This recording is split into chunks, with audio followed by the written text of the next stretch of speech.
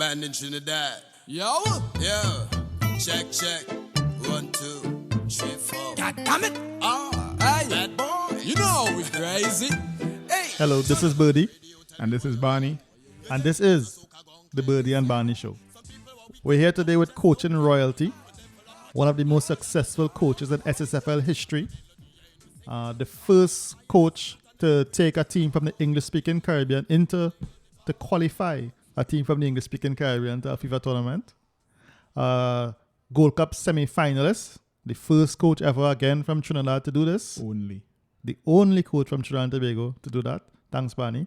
As well as the coach who ran the first leg in our road to Germany 2006, none other than Bertille St Clair. Good afternoon, Coach. Good afternoon. Of course, you're famous for your work developing Dwight Yorke, probably the most accomplished player ever from the Caribbean. Before we get to that mountain, though, I don't know if you would take us to a small hill first and tell us about your work with Shaka Islap, who started off this podcast with us. In 1981, Alvin Conley was in charge, and I always had to praise him for giving me the opportunity. And I coached the national under 50.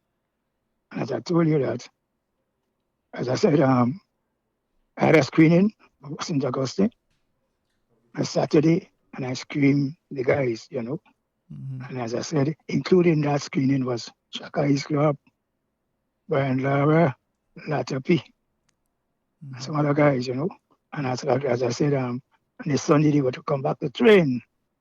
And as somebody told me that Latapi, Lara was a good footballer. Mm-hmm. And they told me that the father told him, if you're going to cricket, I'll take you. If you're going to football, you got to walk. And that is why he didn't come around. Mm. So after we trained for a certain time, at winter time, we picked the team to go to Puerto Rico. As I was saying that Shaka, I will work with him, get him. He was a tall young man, he a little boy. We work with him steadily, and he improved, and he was one of the better keepers. And I was saying that, that the father, who was a magistrate, when he came to Tobago, every time he would pass to look for me, Mm-hmm. thanking me for the things I did with those guys. Right, George Islap. And as I said, when I picked the team to go to Puerto Rico, when I picked the team, I picked Dwight Yorke, he was 10. The other guys were just under 13.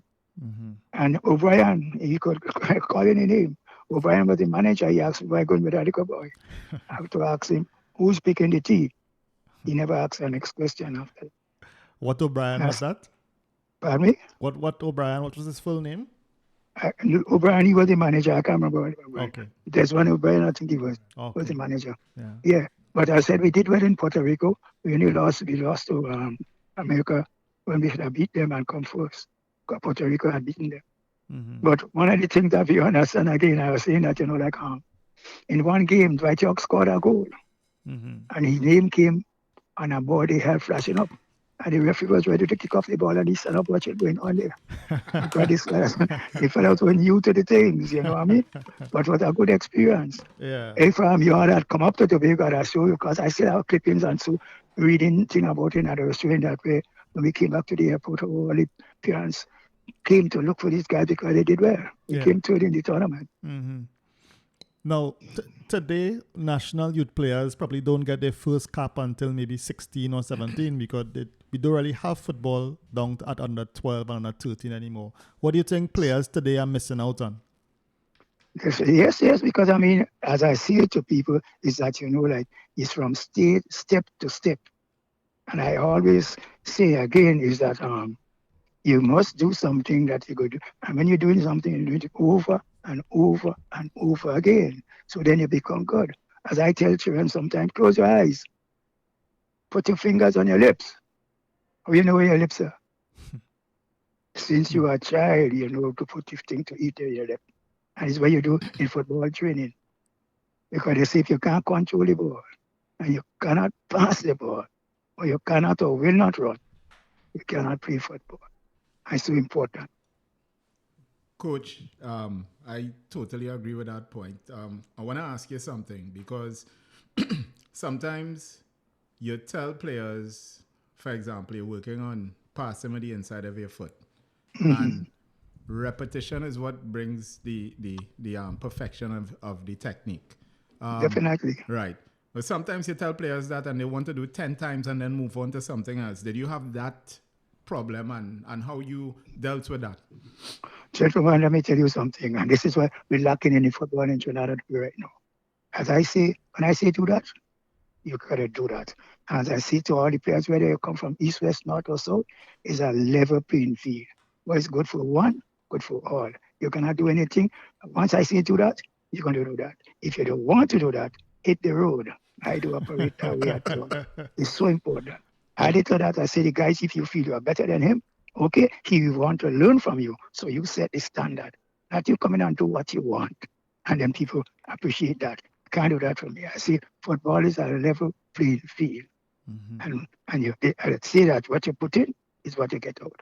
One of the things I know about this, and this is why when I coach Signal Hill, when I was teaching Signal Hill, and we went in Trinidad morning, noon, and night, you know why? Because the Trinidad players could dribble, they're flexible.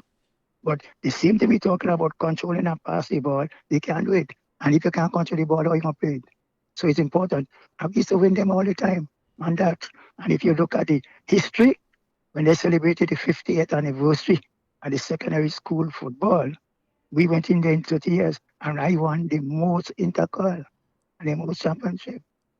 Signal Hill did that, a team from Tobago. You understand?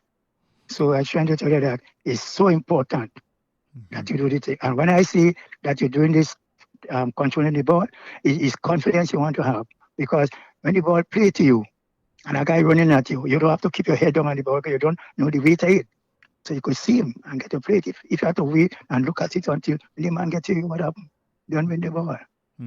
So that's important. We need to do these simple things and do it over and over. So, Coach, in bringing us to today, are you seeing that as something lacking with players in Trinidad and Tobago? Mr. Gentleman, I will say, and I'll continue to say, in football, there are 3 A's. The first one is ability.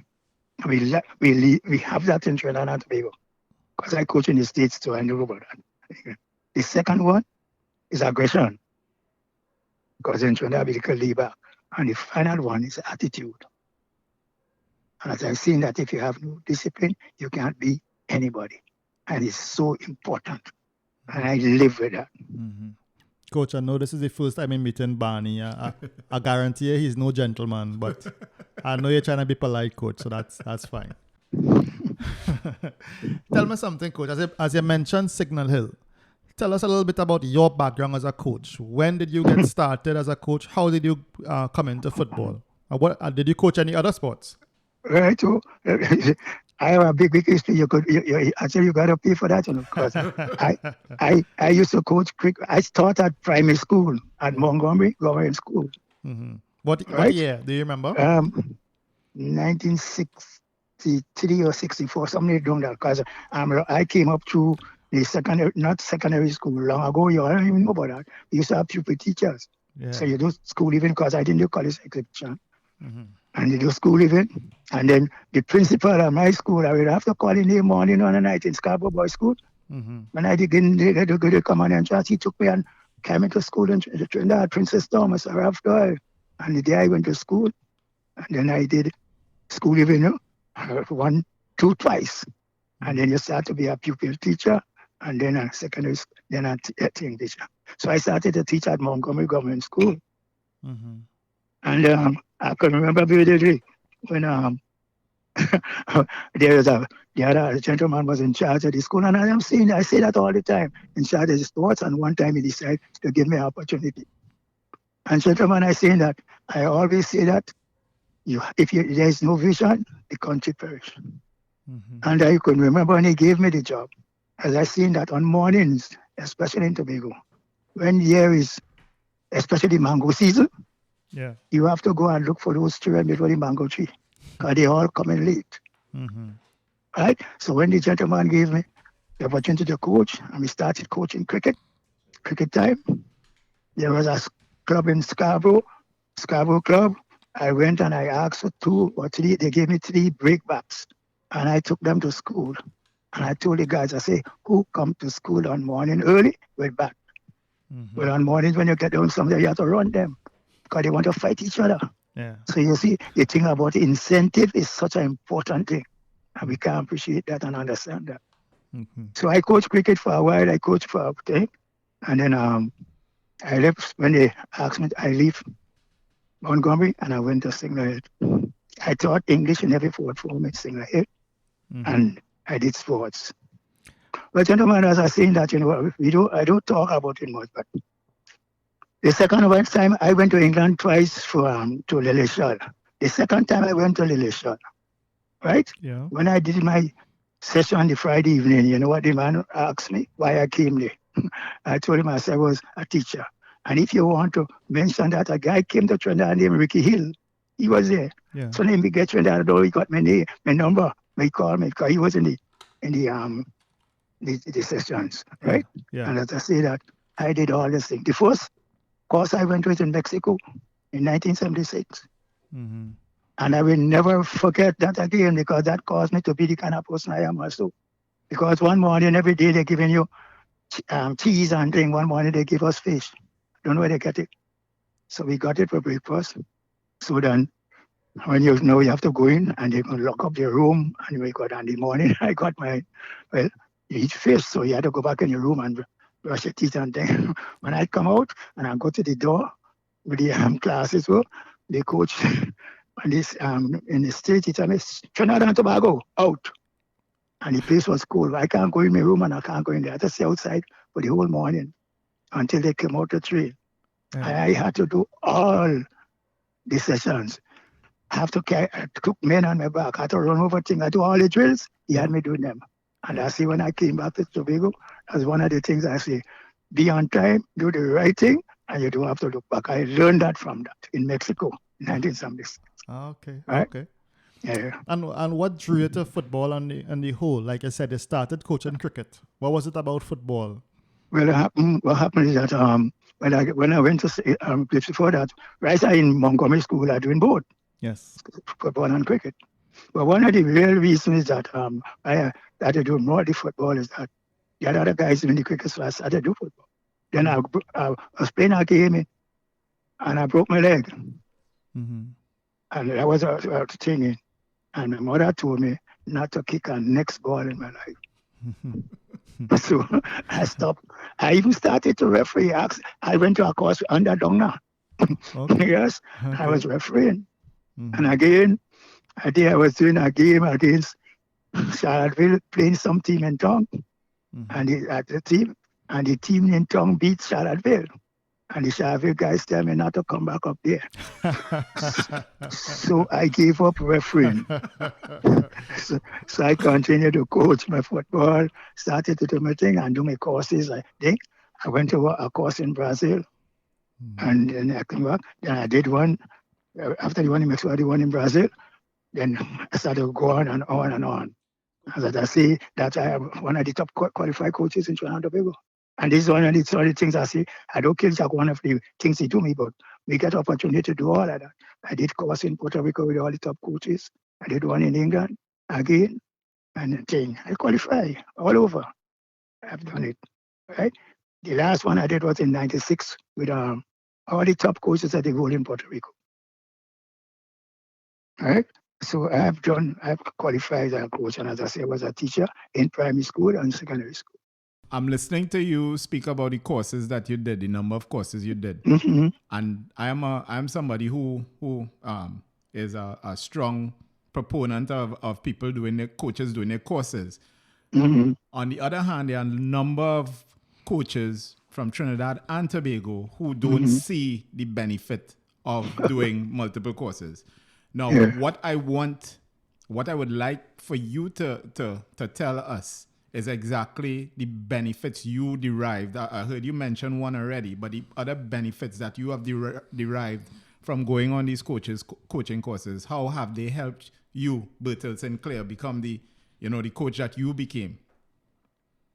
Well, what I have to say to you is that that you get, again, everybody have different ways of doing things.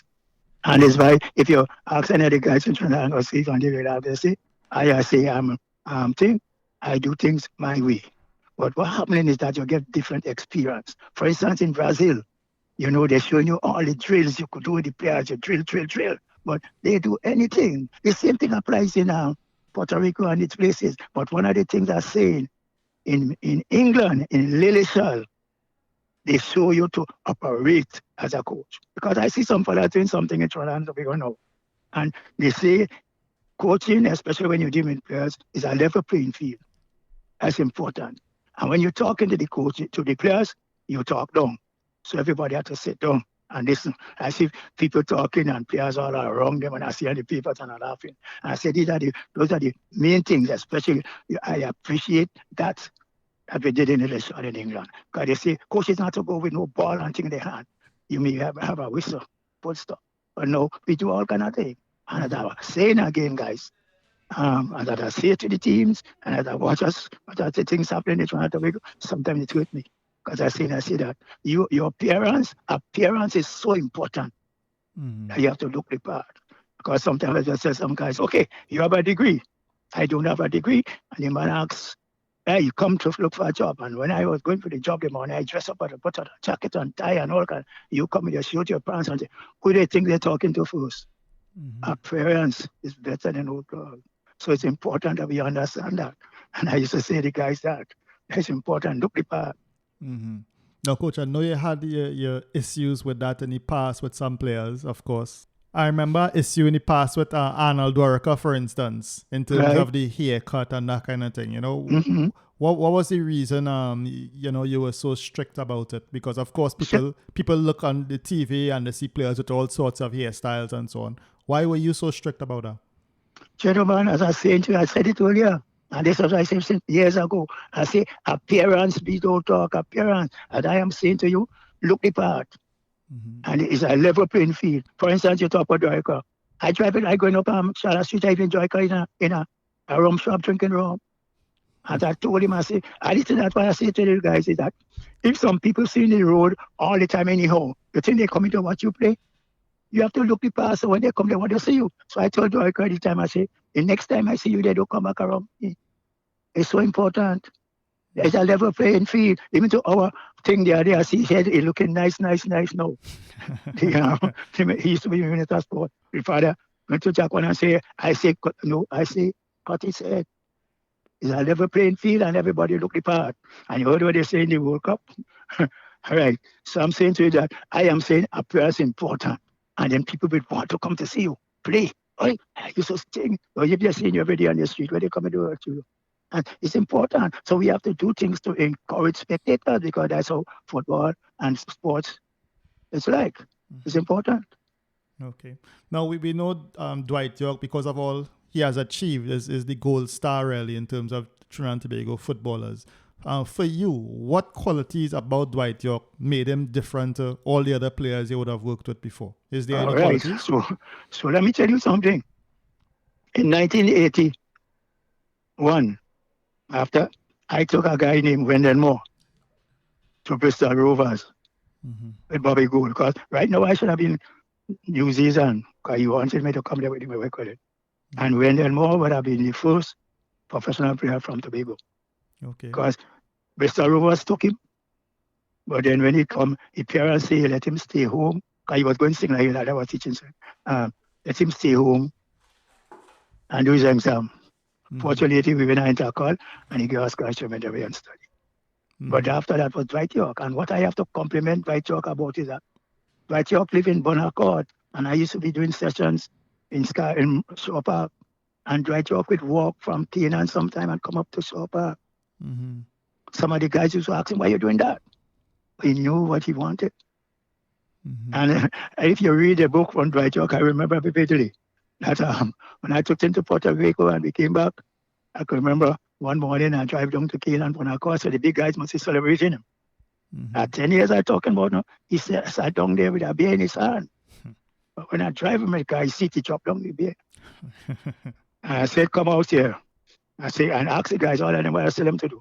Push-ups, because it's not a hurting thing, It's to strengthen your shoulder to take bombs and people don't understand all this kind of thing. So I go tell you, do push-ups. So he's doing push-ups and every time he go down, he come out, give him one in the head. Go back down. You know what he said in the book? Read the book. He never drank a beer again in his life until he recorded. Can you remember that? And he was consistent, more than you know in any history. And so that was important about him. Yeah, and he was in Signal Hill. And then I tell you, I took him and Calvin Hutchinson to Aston Villa. Yeah. And again, I say that because he loved the football. And as Calvin Hutchinson was one of a very good player, but both of them there. And the manager interviewed them. And Calvin Hutchinson came out. And Dwight Yorke, when Dwight Yorke came out, he started to cry. You know why? Because they selected him and not Hutchinson. And he was younger, the only man. But you see the thing about it, if rain or sun, you have a ball there, Dwight juggling it. When Hutchy and they would stand up and bend down their head. So he was that kind of person. He had a love for it. And that's what's happening with him. That's important. You have to want it. Coach Wendell Moore, just going back to Wendell Moore a bit. Wendell, you said that Wendell would have been the first professional footballer from Tobago. Yeah. Were there any other players? I remember that, I think that was in 1982. You won the Intercall with that Signal Hill team? Yeah. Right. That was in 82. Yeah. I remember going and actually see that game. I think you played against San Fernando Tech or some one of them. I think the semifinals or the finals. Wendell was head and shoulders above everybody. Definitely. Were there any other players around that time with the ability before Dwight Yorke that you thought could have gone on also to a professional career from Tobago? Well, as I said, Wendell Moore, right? And we had this boy, Calvin Hutchinson. He was a little older than Dwight Yorke. Calvin is my time. But I'm talking about from that team, from that 82 team with Wendell, or even before. Was Wendell the only player that you saw with that ability? Frankie Mohammed. You remember that name? Yeah. Frankie Mohammed? Yeah. I think he's a coach in Canada or something. Oh, he is. All right. Yeah, Frankie Mohammed. Okay. So coach, for you, the commitment and the discipline were the qualities in Dwight that really stood out? And in terms of his technique, I mean, you can't find a flaw really in Dwight Yorke's technique. It's practically perfect. How did he develop that technique? Well, because as I said to you, you have to, what you want, what you put in is what you get out. And you have to do it over and over, because when you try to level Dwight Yorke with Calvin Hutchinson was a next Naki, Naki could pass that ball with. Hutchinson was that. Sometimes Hutchinson would look away and pass the ball to you. But you have to have that passion for it. Because as I said, when we were up in England and it's like a cold, Dwight Yorke juggling the ball, Hutchinson up and bending up and all of these things is why the man recognized that, hey, I can take this boy because he wants it. Not like Hutchinson. Due to lay back, because I sent him back to England the next time, and he played with Washington, Watford, and we call it. A morning I tell him, I say, come, we went there, and the next day to come back, the morning we driving out, and I leave, and I call for him. He said he missed the bus. So you have to want it. So Hutchinson actually had trials after Aston Villa then? Yes, and next trial, that's why I went back to England, because as a gentleman, I say, I've been trying to, appreciate what happened, but I work with Bristol Rovers. I even remembering that the top goalkeeper in England was from Bristol. In 1982, 1983, he came down here from to work with him in Tobago for a whole week. And I said, right? I work with Aston Villa, right? I work with Arsenal. I'm morning I doing a session with Arsenal, the youth team, and the other group out there training. And after Harry come and join my session, well, I have a kind of drill I get the guys to do. Number 1, number 2, and he had to join in. The next morning I hear a knock by my door. Harry bring, I have it, Josie here. To Mr. St Clair from Terry Harry. He showed the number and everything. Because he say that kind of drill they're not accustomed to. All right? Okay. So I would say, and then I was with Manchester United for a while. How did you arrange these opportunities? How did you get these opportunities? Well, I mean, Manchester was when Dwight was there. Fair and enough. I went but before that, like you'll talk to the guys. As I said, I went in 82. I went back to Bristol Rovers. You spoke to them and they invited you. Networking. You listening, Barney? I'm trying to pick up on some things here. So, Coach, tell us the story of the Portugal 1991. You know, the road to this team becoming the first Trinidad and Tobago team ever to play in a FIFA tournament. Tell us but how how that you went. talking? How you talking that now? When you don't talk about that at all. And let's talk about Benaka team. And Benaka, they tell me at time, it's so God, this team so well developed. Yeah. It's 3 games to go when they bring in Benaka and say you want me to work with him. Yes? And where are we now? And I was saying to you now, the team for Portugal. I coached the under 13, as I said earlier, and the under 16. In the under 16 tournament, we win everybody in the first round. So we meet the last 4. The last 4 in 88. The last 4 with Cuba, Mexico, and what you call it. And Gary Cummins, I see all you writing about. Gary Cummins take over the team. I just take my plane and come to Tobago. And we didn't qualify. But they called me back and I do the under 19. Yeah. You understand? Yes, I woke up with the under 16 too. Yeah. Right away, I tell you, I coach every national team, under 13, under 16. And then I do the under 19. And listen, and we don't understand what's going on. When we play in the tournament in Mexico, we beat everybody. And Mexico was there to qualify. We play Mexico. We play down below everybody. We had to play Mexico. You know what happened? They take us up the hill. You know what happened? The boys and them had to bend down to breathe. But praise the Lord, we draw with them. And that's how we qualified for the World Cup. They took us up the hill because they wanted to beat us. Yeah. But the players I had, we had to work, you know. I don't mess with that. Mm-hmm. You gotta work hard. You gotta work hard. That's the only way to succeed. Nothing good comes easily. Talk to us about the experience in Portugal playing among the world's best. Well, I mean, it was a trial, you know, like for the youngster, because the first time we doing that thing. I could remember we went there before. We played games right up from Central America, right up. Yeah. We went to England and then we got across to Portugal, and we came back and then we got. And then, as I said, we have to, and this is important, I recognize that, you know, like when you have to do these things, exposure is important. Because you see, when you come from a small country, you feel your head had to bend down. And that's one of the things that, because those teams, we played well, you know, but we got beaten. But the team did. Even to the last game, we played first half, we outplayed the team, but they beat us 2-1. And one team beat us 1 thing. But as I said when I came back, I say, experience is the greatest feature. And if you keep those guys together, the sky's the limit. Mm-hmm. Okay. But that didn't happen, of course. That didn't happen because, you know, all they like to fire me. I tell you that it's that. Call the other coaches who they fire. I can't to the World Cup, you have to fire me. I can't to the Gold Cup semi-final, you fire me. And as I say again, in 2002, we go to the World Cup because that was the best playing football team we had in Trinidad in that Gold Cup. And you know what happened in the Gold Cup? In the Gold Cup, Dwight Yorke didn't play in the final when we played in the semi-final against Canada, right? And they're saying that the morning when we come in to play Canada, when I come down the steps in the morning, lot of people coming to me. You know what coming to tell me? The bus out there and that lady come for Dwight and I. Mm-hmm. So I just told him, I say, as far as I know, we all travel in that bus, and I come in last. Mm-hmm. When I get to the door, I'm going to see board out all aboard. So that a PD vex. So therefore, when we play the game, gentlemen, Dwight Yorke didn't play, but he was injured. Yeah. And I always train you. First to kick the penalty was Dwight Yorke, second was Latapi, and third was Nakit. He didn't try that no. He see to away the penalty because that boy didn't do it because he was vexed. Right? And he didn't do it. So Latapi was supposed to take the penalty? Yes, and he didn't do it because he vexed. Because I say again, it's a level playing field. Don't care where you come from.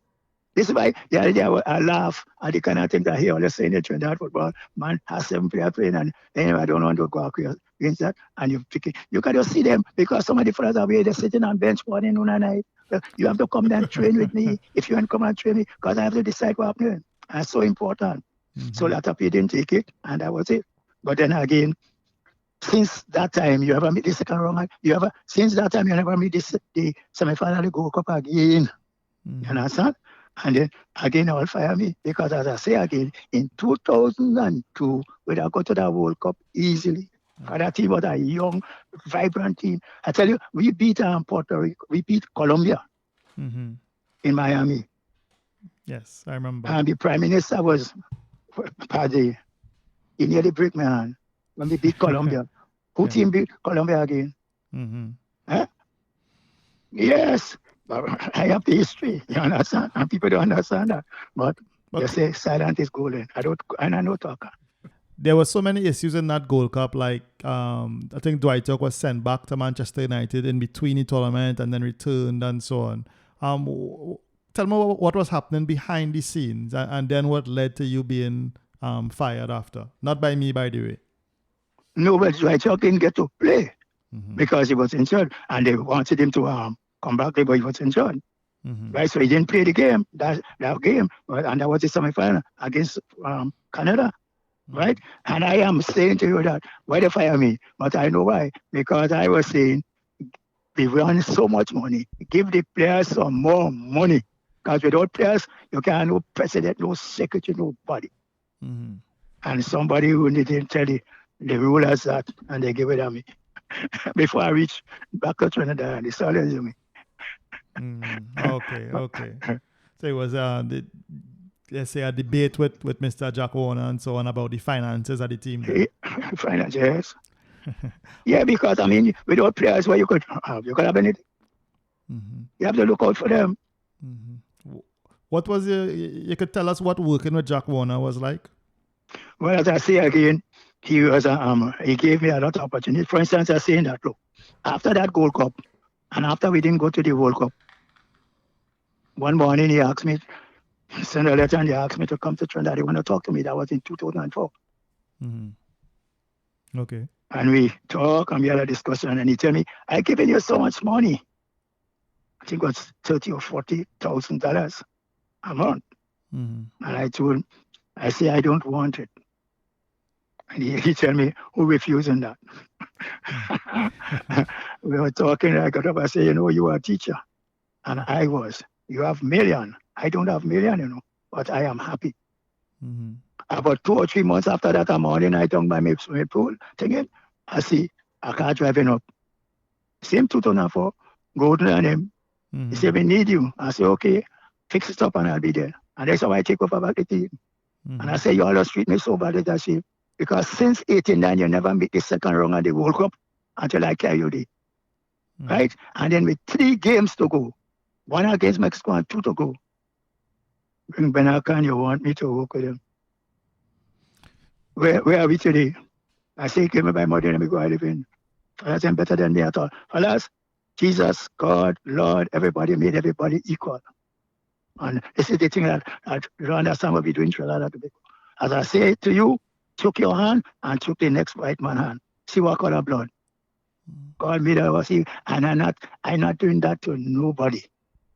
We equal, same thing. What did they give you any reason for bringing in Mr. Ben Harker at that time? No, I tell you the morning, the man called me and me talk and he told me that. I said, no, give me money, let me go out of it. I don't have no time with that. You are not doing that. After since 89, you never meet, I coyote. I don't care to do World Cup. I guess must say that was the problem. I must say because I'm from Tobago. Yes. Mm-hmm. Just for the record, my family from Tobago too. So mine as well, Coach. Mine as well. Coach, your first job as a national senior team coach was actually in St. Vincent. You could tell us a little bit about... Actually, right. Look at that. And you know what? I sometimes, I tell you sometimes I was sorry for Jaquana. Yeah. You understand? Because, hear me. I was coaching, I was working at sports division in Tobago, and they asked me to come to St. Vincent. No, but then the man asked me, I went to coach in America, because I do Afghan Soccer Academy, and then I went across to Cayman Islands. So I started to coach Cayman Islands. Mm-hmm. I was in 96. Okay. I started to coach Cayman Islands. And St. Vincent, and they were in the World Cup. And they were getting goals, 6-8 from everybody. Mm-hmm. When they had 2 games to go, 3 games to go, the man called me. He had come down one time to ask me in Tobago. And I told him, no, I ain't thinking. And then I went to Cayman, because I call it. And I saying to you that with 3 games to go, he begged me to come across. I said, okay, fix the figures. I'll come for you for a while and come back. Mm-hmm. And then I went across to St. Vincent. And we had 3 games, 2 against Jamaica and 1 against Honduras, and both of them fighting to qualify. I tell you, and this is why the other day when I hear about the volcano, I say I used to make them fellas run up the hill and run back down the tree. Right. And then when we play Jamaica in St. Vincent, gentlemen, they beat us 1-0. 1-0. All the time St. Vincent against 6 and was good from the 1-0. I tell you, the people from St. Vincent pick me up and start running all about the place with me. Yes. So after that, we left and we gone now to Jamaica. And we play in Jamaica now. And then Honduras after. And both of them try to qualify. Proper treatment and thing. So the morning when we play in Honduras, when we play in Jamaica, the day we play in Jamaica and we come out the training room, teams line up when we come out there, a gentleman come to me, Mr. St. Clair, we need some goals. And any amount of cash you need, it's yours. You know what I told him? My reputation is at stake. Halftime, you could have thrown a pin on the ground. Well, they end up beating us 2-0.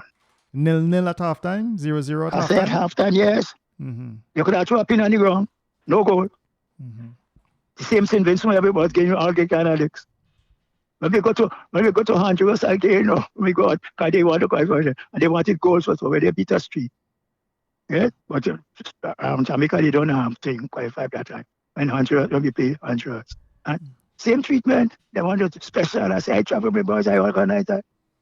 So I know that. So I am saying that, sometimes when we want to say thing. That's happening in the football. They want to drive you all the time. And that's it. And then when St. Vincent asks Chakwana, because he will contact her for more money to pay me to stay, they say no. I'm not going to stay there. Unless St. Vincent beat Trinidad and Tobago. Although I said they beat you the other day. I have to come back to coach Trinidad. And that's how I come back to coach Trinidad. Yeah. All right, coach. I'm guessing from listening to you speak, coach, that mentality is the strongest thing when it comes to your football teams. Am I correct? That's what you're looking for? Gentlemen, as I say to you, we have to understand, football is a level playing field. And then you have to want it to accomplish it. And you must have some pride in what you're doing.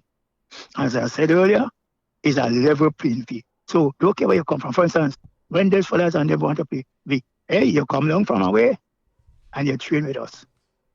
And you see what those guys doing? You're doing the same thing. Nothing different. We all go to the bus, we travel together, we finish training. As I say, in Trinidad, and these are the things that I tell to Dwight Yorke praise.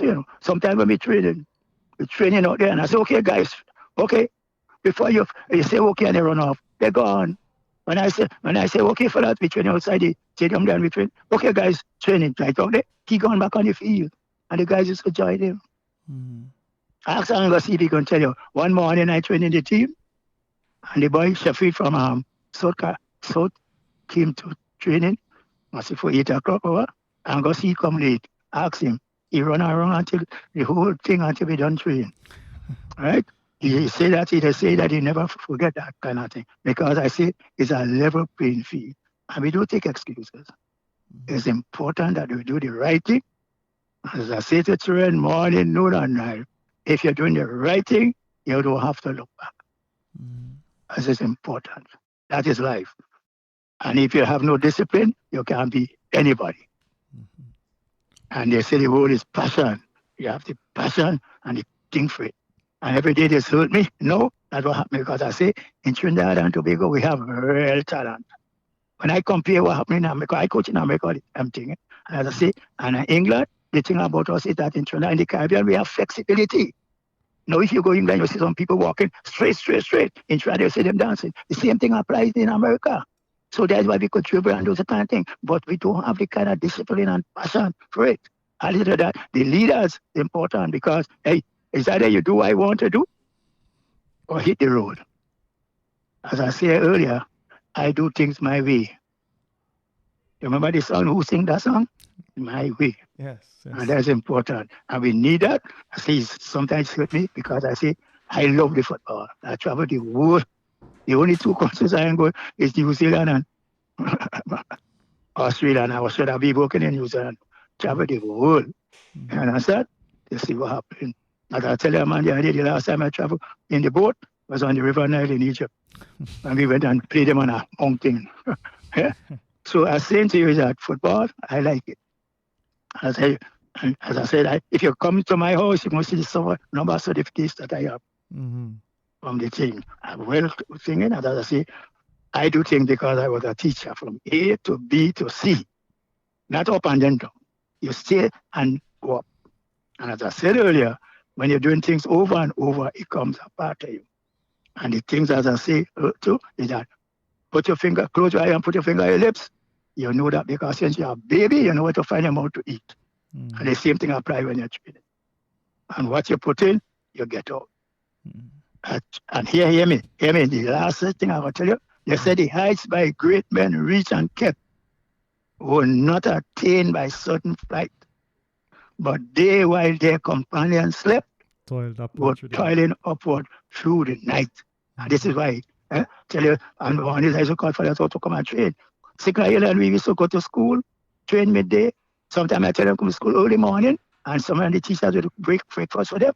And we call it. This is where you put in your get up. In terms of tactics and systems, was there a particular formation you like to play? 4-4-2, 4-3-3? Let's start with Signal Hill first. Was there a particular formation you liked playing with Signal Hill in the schools league with? Hello. Formation or thing has to do with the type of players you have. Because, if you have 5 good strikers, you're going to put 2 strikers and put 4 defenders. It's depending on the type of players you have. You could say them accordingly. You understand? As it's important, right? And as I say again, is that the controlling on the ball is important. The passing of the ball is important. And I say the football again has 3 G's. The first G is what? Get it. The second G is give it. And the third G is go. Right? And this is what Trinidad fathers can't take that. Because as I used to tell a man, hey, if you go in the toilet, don't go in there with him, bro. Stand by the door. Nobody like a tight marking, And when you're marking, you must be like a fly. You have to chase you every minute, or like a mosquito in the night. And this is what I said. People walk by the door, you stand up there with him. You understand? So it's important that we do these things and get it. And then it doesn't come overnight. You got to do something over and over so it become part of you. As I say, I got all of that from teaching, gentlemen. I am in total agreement with you in terms of what you have is what you play with. But I wanted to get from you, your, I don't like to use the word philosophy, but your views on how the game should be played in terms of your style of play. I played against Signal Hill back in 1984. And we lost 4-0 on Fatima grounds. It was 1-0 halftime.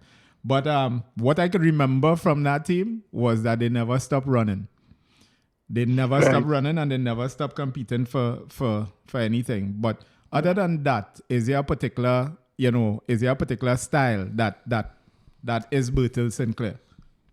No, as I said earlier, is that depending on the type of players you have. But I am saying that again, as you were talking about running. Fitness is it, because as I say, the time you could win the game, 10 minutes before full time.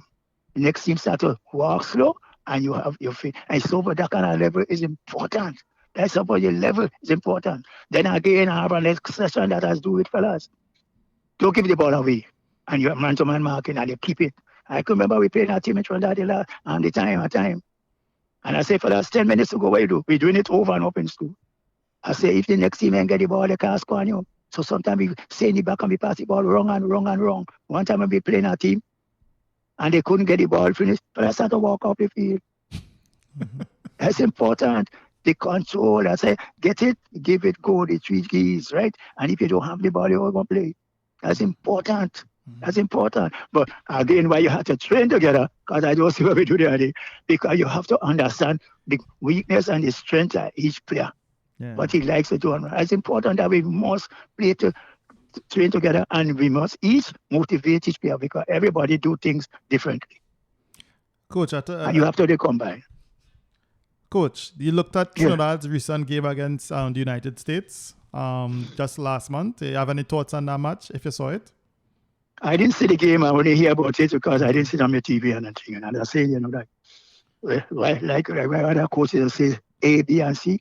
And I say, as I said earlier, everybody had a way. I have nothing to fight out nobody. Everybody had a way. But as I say, the choice is important, and that's the problem is doing because above all things, results is so important. When you have a man who carried the World Cup, a man who carried the Gold Cup, a one who the first man who carried. I gotta tell you when they're talking the last about Trinidad and Tobago to the World Cup, the first man in the English-speaking Caribbean. Right? To take a World Cup, we don't talk about I say I'm from Tobago, but I say that I coach every national team. I'm happy to what I did. And as I said, I coach in England, and every year I coach in the Rafflon Academy, and I do the elite program. And sometimes you have, in the whole program, you have 100 and something trained. And in the first group, I just had to do every team. And this kind of thing. And as I say, people are really that appreciate the things that you do so much. One day I can remember when I was doing the closing ceremony with 100 and something kids. One of the guys, I told them, hey, you do the trades and let them follow you. When I finish, my right hand, they break. Because they say we work so hard, but we love it. That's just so important. And guys, people like it, And we all want to see this person, and we want to look up to this person and work hard to be like them. And that's why I tell you, fellas, when you're playing away, you must be the inspiration. You must be the person that the fellas want to look up to. So you have to set the example and let them follow you. But coach, let's slip the little rivalry between Tobago and Trinidad. Like when they said they were officiating in that game in Charlottesville, you could tell us more about that inter-island rivalry that you had. Well, long ago, remember they used to have teams from all the thing. That was the years I talking about the Cup. I tell you, that time they used to have teams from all over. And Sharville used to one of the better teams in Tobago, and they was playing a team in Scarborough, must invaded or one of them, right? And then singing. Well, long ago, they used to have it nowadays. When they think, well, long ago, they used to have because long ago, they used to have clubs. Now you have team. Because long ago, they had Scarborough Club, they had thing club, they used to have club, and this kind of thing. The things change. But you have some good players in Tobago, but they don't have the passion. And again, as I say, children learn what they see. And you have to lead by example. And these are some of the problems we have all over. Because you coaching me, when I pass the night, I see you drunk or sitting on the road and thinking, what you want me to do tomorrow? You have to lead by example. You have to lead by example. That's important. What does Trinidad and Tobago need to get to another World Cup? Where has our slide started and how do we fix it? Well, then we have some coaches doing things, but I am saying to you that we need to do the development program properly. Are we doing? Because we have plenty Trinidad players, When you compare them to some players I see in England and them places, we have players. You understand? But as I say, we have to be able to strong enough to do the right thing because some of the times in Trinidad, some of the coaches, that fella could play good, he could do what he want. And we don't understand that. In that, when he doing that, our next man looking at him, so he got start to do the same thing. That's why I say when you're good enough, you set the standard and the others will follow. And the coaches have to believe in that. Nobody, because I such a them, hey, you're so good, you're damaged, you can't play. Right? So therefore it's important that we understand these things, It's important that we understand these things. Coach, when you say start the development, could you for the audience, could you expand on that a little bit? Tell us exactly if Bertille St Clair was in charge of development of Trinidad and Tobago's next group of players to go to a World Cup in, let's say, 4 or 8 years' time, what would you do? What would be the things that you would implement? No, well, as I'm saying again, that I don't have to take all the thing. I am saying all the coaches have to do, they have to set the standard. And as I say, morning, noon, and night, you try to do the basic, get them to be part of their life. Get it to part of their life. And then, as I said, the training games and things will come bit by bit. Because if you tell a man doing something and doing the wrong thing and you're doing it over and over, it could be part of your life. So therefore, that's why you have to do it the right thing. You're doing it, and then it comes part of it. So it's important. And then when we pull them together, everybody equal.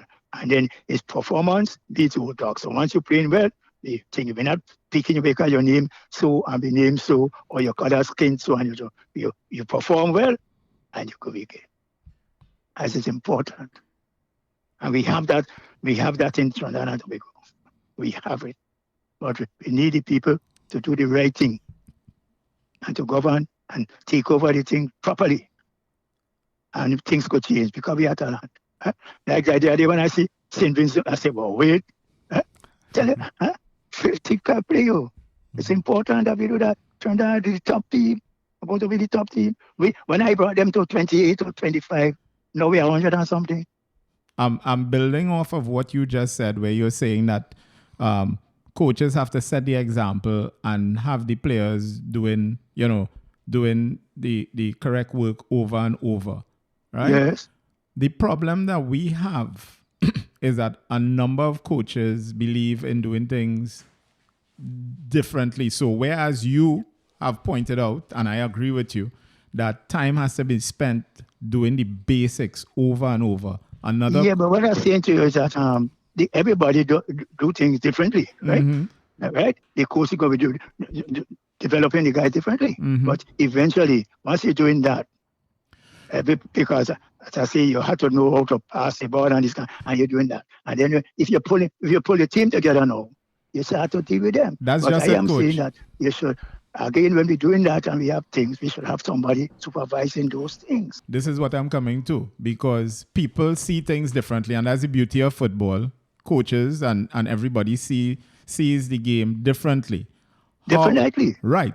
But but whereas you have gotten success from players having to drill the basics over and over till they have it like clockwork. And they could do it in a game under pressure because they have done it so many times. Definitely. Another coach may not want that approach. And then we have a problem now where we have players coming through the ranks who, as you said before, some players from Trinidad may be able to dribble, but they cannot control the ball quickly enough and pass it quick. So how do we solve that problem where there's a difference? If you become in charge of them, you have to recognize it and start to work on it. And as I said to you, you're doing it because you want, because Mr. Gentleman has said to it already. The first one is get it, right? And the first G is get it. Get it, give it go. Get it, give it go. And as I say again, if you can't control the ball, you can't pass the ball, or you cannot or will not run, you can't play football. And I tell you again, football has 3 A's: ability, aggression, and attitude. So that is all. You said something there, and that is what I was driving at. That somebody has to be in charge of the coaches who are coaching. Definitely, because I'm saying that, like I am begging for no job and I want to think. But you going to have one of the top coaches. For instance, sometimes I've been calling him all the time because he bring me to coaching Trinidad. When they had all them big time coaches and things in Trinidad, and they had this professionally with ASL, I've been calling, he come for me in Tobago, and he was going to be, and I coach ASL.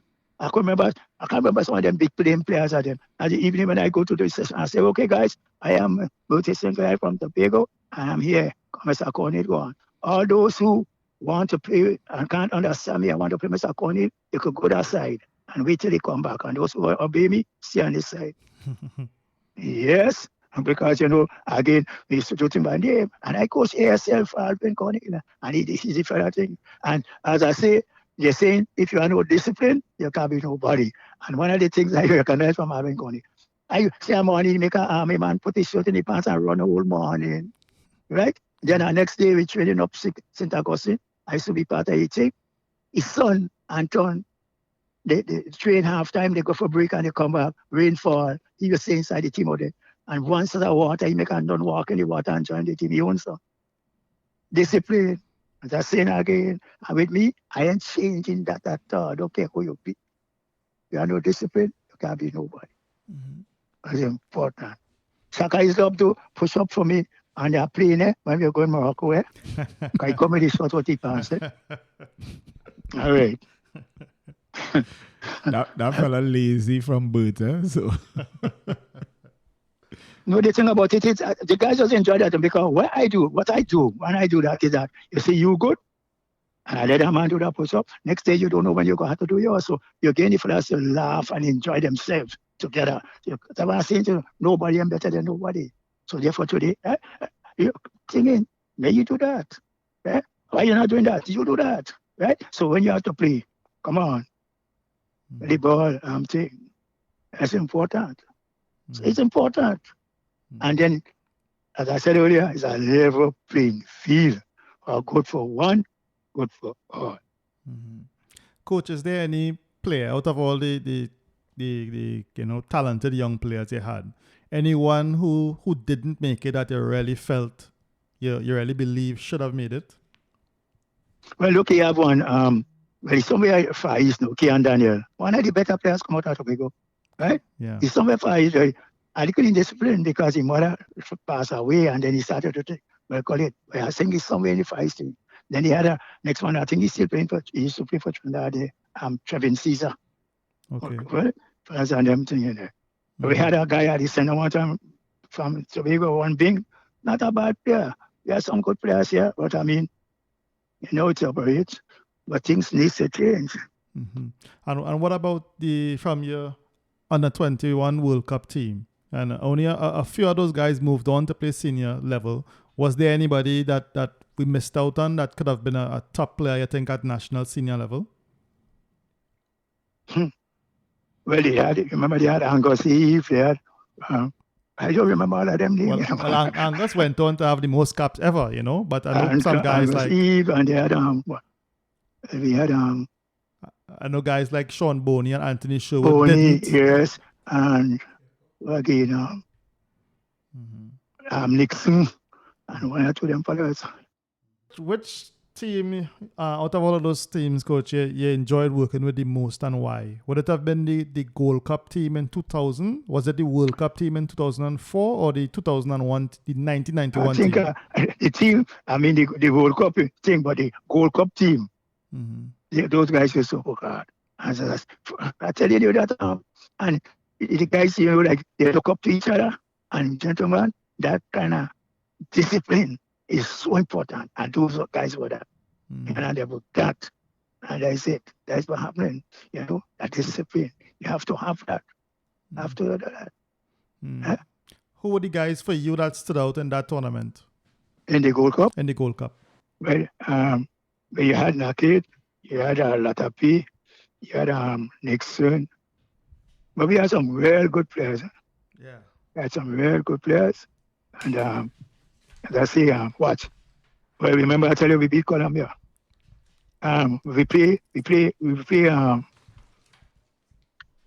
We went to Morocco. They beat us. We went to South Carolina, South Korea, right? Yeah. They beat us 2-1. We draw. Egypt beat me. But I tell you, again, I remember we're going to play Egypt. You're going to run around. I really know the game up on the hill. If you say the hill, and if it's going nice, yeah? And then people call it. But they're thinking, but the team was playing real football, real good football. Yes, real good football. And they gel because they were doing over and over. So I could close my eye and know to hit a pass over there because I know what happening. That's important.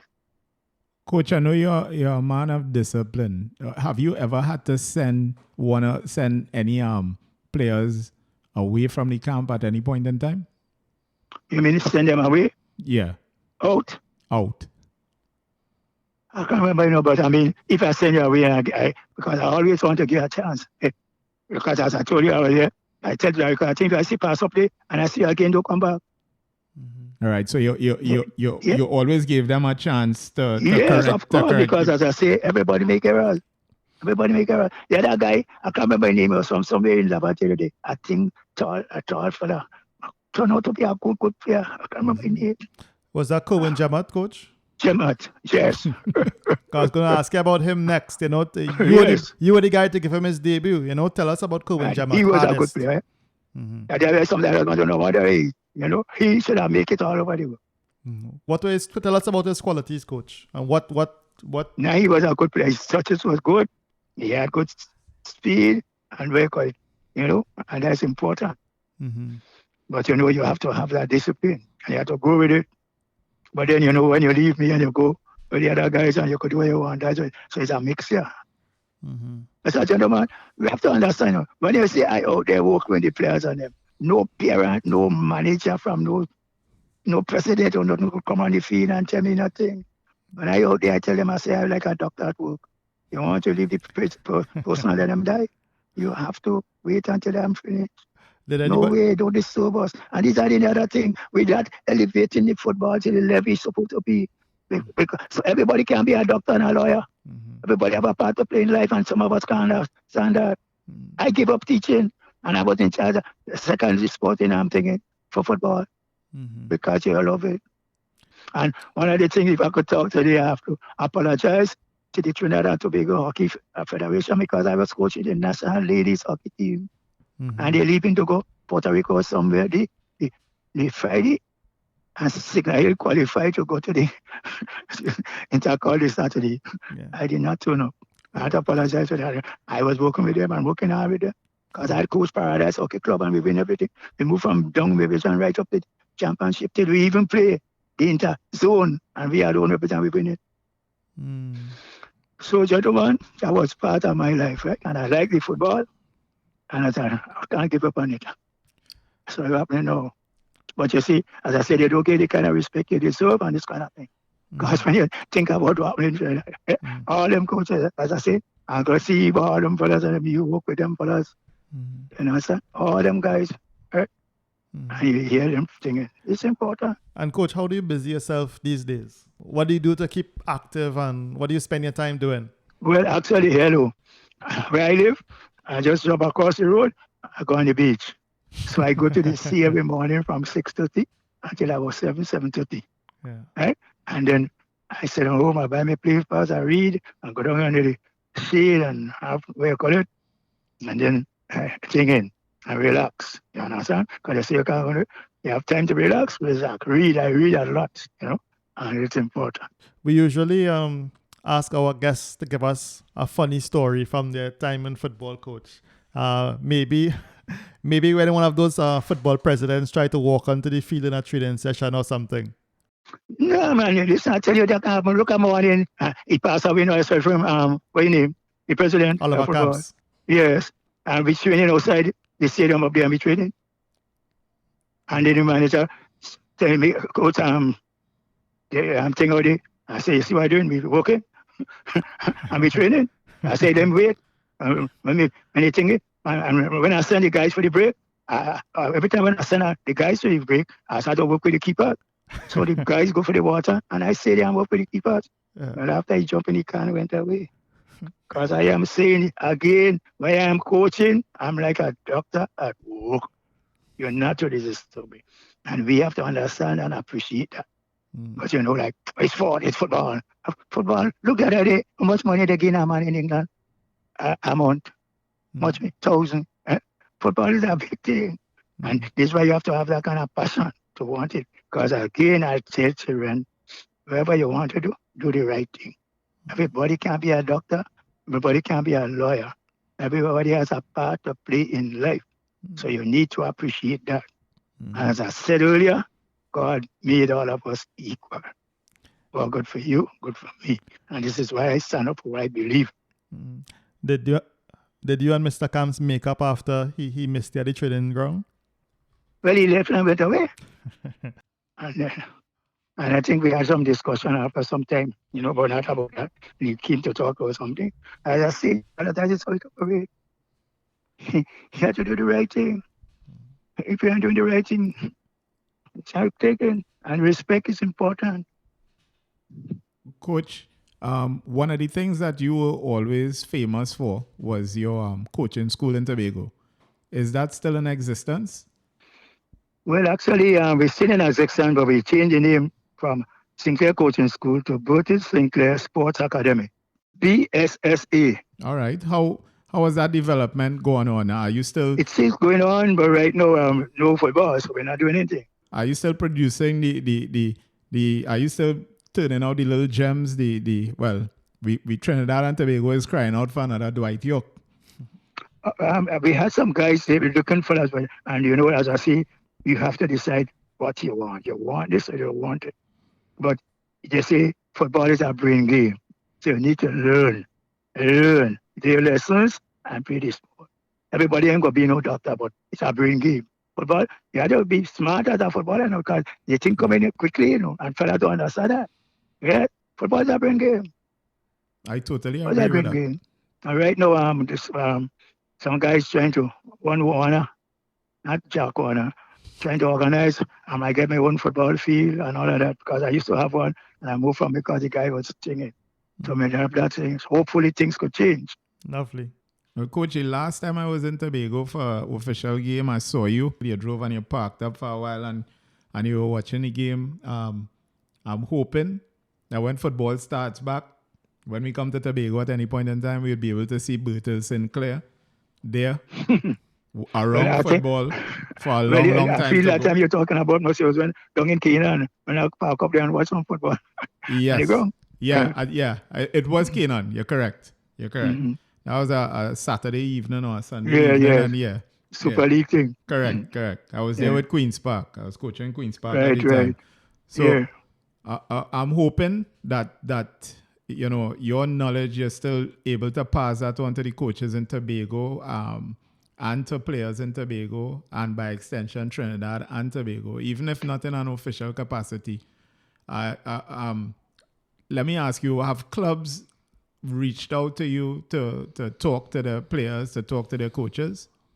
No, there was one or two things, but I say that. And the next thing, people don't recognize that. I say, I was a teacher. I could go. Long ago when I was working in the sports division, was with Jordy Cock and I was in thing. I used to. I had the coaches. I used to guide them out of thing. I used to go around to all the schools and talk to them and this kind of thing. That's important. And then when you see, for instance, if the team there, that Lambo team training and the next team training, I go to the some fellas that see me, they're doing the some of they see me, some of them will come from me. If they're out there with their short in their pants, when they see me, they put their short in their pants. Yes, the right thing. Yeah, and this is what I'm saying. These are the things that I like to do, put you a lot of people. I do the coach there, as I said earlier, coach do things differently. I talk to the players in front of the coaches, I don't know what happened and how they should respect the coach and want to make them proud and they want you to be proud. So you have to do the right thing. And we could change the level. And as I say, the other thing about you got to have the passion and we need also, the final thing, the incentive. Because I'm kicking football all day, one X. Incentive is important, so we find things for them to do. Okay, Coach. Any closing word? Well, as I said, I want to say that, as I said, I have the passion and I still have it for the football in Trinidad and Tobago. But I want us to keep on doing the right thing. I mean, I asking the coaches to make sure that they set the standard that the guys follow. As I say, we all make errors, but you could, and they say unity is strength. We don't fight on each other because everybody do things differently. And that way we do in Trinidad. And we do that most of the time because we want the job. Give the people the opportunity. And then they go from strength to strength. And then give them things because as I say, the other thing about it, you have to, from strength. As I said earlier, I coached the under 13, the under 16. I even took the under 23 to the Pan Am Games in Canada. You understand? Mm-hmm. Yes, in Canada, right? And then the under 21, all the teams, I coach all from bit to bit to bit. So I do about it, and we need to do that. And sometimes I say, well, I don't like to be able to talk to them guys, but then I'm from Tobago, and then fellas in Trinidad feel like, but I say, record show it. I can't change. I come like Columbus or one of them, the first person to do it, or Francis Chick. Francis Chick will come the first man. They can't take that away at all. So I don't worry about that. And as I say, I'm happy for the football. I travel the world except New Zealand and Australia. And that's important. Coach, as you're saying that, have you ever, has anybody approached you or have you ever considered putting together a book with all the knowledge that you have had, or you have, all the experiences that you've had? This is something that Trinidad and Tobago and coaches would benefit from, that sort of experience and knowledge. Have you ever considered that? Not really. No. Many people saying that same thing. Hey, coach, you could put that book together because my record is total, but maybe you could never tell. They say time longer than twine. But, humility is the next thing. I don't play at this and that. I am saying that it's a level playing field. We are all equal. So if you respect me, I respect you. You don't care about me, I will. And that's important. That's important. One time, when I was in England, that's what I tell you, my preacher, I had chaperone. One night they're driving me from Wales to Manchester, in night to morning and everything. Every time they did stop the car. So think you need some water? Yeah. And the driver will call it, yes, because that's all they treat you in England. The second time I went to England, that time they put me in a hotel, in a guest house. When I go the room, a little room, the bathroom, they say, no, I can't stay here. I tell the man, take me back downstairs. After they move me and put me on the next one right in thing there. And they put me in the house. I say, okay, I'm at home. Because I say, again, where I come from, that's what the comfort is important. And I don't change. I will not change that. I will not change that. And you all have to understand that. It's a level playing field. And life is that. Everybody has a part to play. To like, as I tell you, a lady was saying somebody, and oh, you're telling your son, okay, doctor, build a house for me. And the other going to look for a carpenter. Oh. All right. Okay, Coach. Well, we thanks for spending this time talking with us at the Burdie and Barney Show, Coach, and we will keep in touch. Best wishes. Anyway, guys, this is a million, because I'm more than an hour of my time. All right, but I go easily up to the, because as I say, if I was in America, every day I work, only it was 3 days a week, 1,000 years a day, right? So I'll get away. Coach, we can't afford you. we can't afford you. All right. Thanks for talking to us, Coach. All right, Coach. Thanks a lot again. Okay, then. Take care. All right, well, take care. From the Beretta, punching all the holes in your sweater, the money getter. Rolex watches, the colorful swatches. Don't cry for me, Argentina. The truth is Zico got a spanner from Maradona, and Alemão wanted to know how he got past Falcao. Okay, podcast. Gosh, who's podcast? Boom, boom. We say anything at all? We don't say anything about the guests or anything like that. With the outro? Mm-hmm. We ever did an outro before? I can't remember. So why? You want to say we did an outro? And that wraps up our discussion with Coach Bertille St Clair, first coach to take English-speaking team from the Caribbean to a World Cup. They said about 100 times during the interview. Just to make sure they remember. Soca gon' clear this, yeah. Some people what we quit, but we just don't care. Cause I'm for them full of like the other young. If it had no melody, ain't no singing. And if it's violence, the youth and them did bringing. Don't hold me back because we the people clinging. The bad boys go keep on swinging. Cause it's only war.